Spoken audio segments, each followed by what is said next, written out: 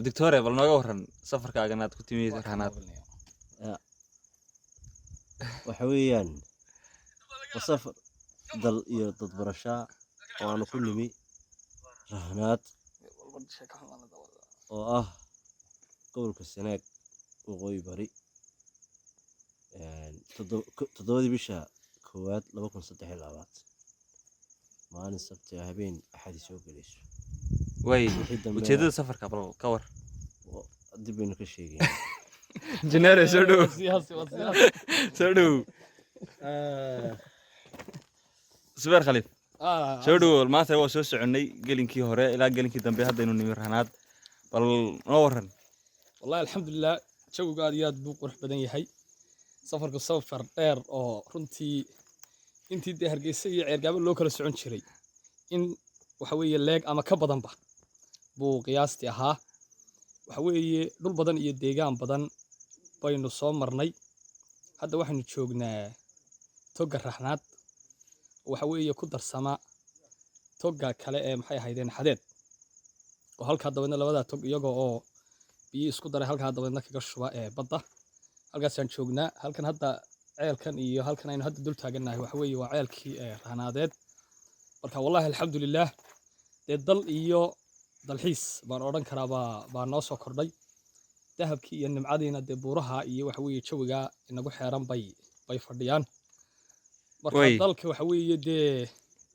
dalka laga shaqeysto insha Allah way aragtidii hore aad ka haysatay tanaad bal aragtay maanta bal isbarbarig maxaa isbedelay aragtidii hore aan ka haystay waxay ahayd uun meel aan masaafada oo leh wax weyn ba ka fogeyn oo baan markii hore ay ila sawirnayd laakiin hadda dee waxaan dareemay dhul runtii waxa weeye reer Soomaaliland intay leeyihiin ba ka badan in waxa weeye jiidan bariga oo ku qarsoon yahay oo aan cidina tagin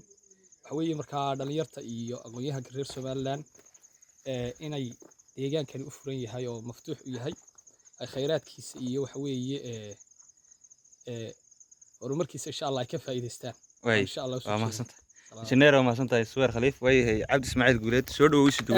waa dhowahay bal safarka ka war safarku waa wanaagsanaa una dheeraa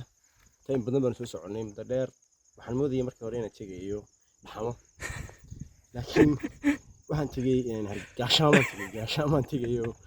caawa waxa weeyaan berigii wax laygu halkan deegaan ahaan familygayga kasoo jeeda aan kasoo wada joognay intaan halka joogtaa family ahaan marka wax laygu yidhi nin meel yar iska dhow baan moodayay oo dhowr jeer baa layga sheekeeyey laakiin caawa waxaan nimid dhul aad u wanaagsan dahab leh oo laga shaqeysanayo hadda halkaas rag ku jiraan oo ka shaqeysanayaan qolyaha maqan ee meelaha ku maqan ee jooga meelaha shan waxaan leeyahay dhulkiinii waxa weeyaan lagama sheekeyn karayo dib baan kasoo sheegi doonaa laakiin caawa safarkan soo galay waxaan soo baxnay saaka 5tii 6dii baan hadda halkan markay ahayd baan halkan nimi waxaan la kulannay soo dhaweyn fiican dad wanaagsan oo qalbi wanaagsan dhul deegaan aad u dheer oo maxay ahayd sooyaan dee soo koobi karin markaan jidka soo soconay kaftankayga wuxuu ahaa inuu dhubahantay hadday intaan haysan lahaayeen waba gaaloobi lahaayeen maase qolada aan garanaysa dhulkan intaan sidaan qurux badan sidaan qiimo badan haysan lahaayeen wallahi way gaaloobi lahaayeen qolyaha kale naga maqan ee jooga hawdka ee meelaha ay qoraxda ku leysan iyo biyo la'aantuna waba soo dhawaadaan leeyahay safarkayga wuxuu daranaya wixii dambe insha Allah dib baan ka sheegi doonaa waxa weeyaan deegaankaygu baanu nimi meesha sheemaanu imanin rag badan baa ila socda kulay inta badan kalena raggan uga tagay hadalka laakiin way hadda waynu nimi weli waxaanu ku jiraa maynu degin bal ka waran maxaad ka filaysaa inta aynu joogno dhowr cisho kale waynu joogaynaa hawlii dahabka maad arag bal maxaad sii qiyaasanaysaa ama ku sii sawiran xasleeda meeshan markii ugu horeysay dahabkaygu inuu iska yaalaa jiiniyeen kiilo kasii qaadayo suuqa khaliif in leeyahay isku haysanaayo wallahi garan maayo laakiin iga yar fiican yahay oo xaga irshaq ma garanaysa laakiin caaw maanta biriyo kala baxaynaa dahabkaygu waa yaalaa maxay ahayd injineer Mustafa halka taaganoo maanta wuxuu la dahab baan helayaayo gaari baan idin iiminayaa qori saartaan marka kullay xaaladdu waxa weeyaan waa badan tahay badan oo jooga argaba jooga oo leeyahay xayraan Saciid Maxamuud